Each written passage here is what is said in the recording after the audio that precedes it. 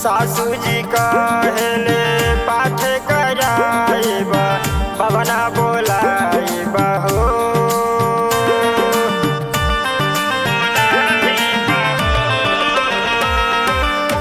सासू जी कहले पाठ कराइब पवना बोलाइब हो।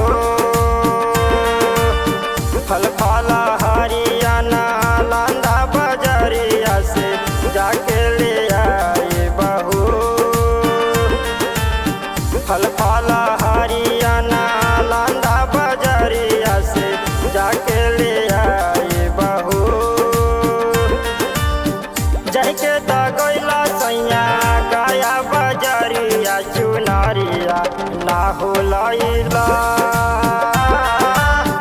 जाके त गइला सैया पटना बजरिया चुनरिया ना हो लैला।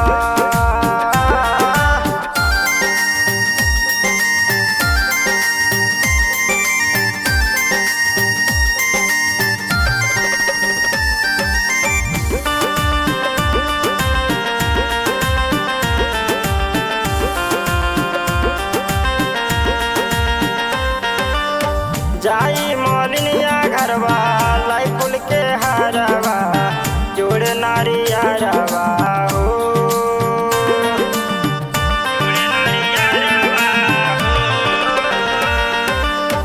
जाई मोलिनिया घरवा लाई फूल के हारवा जोड़ नारियरवा हो।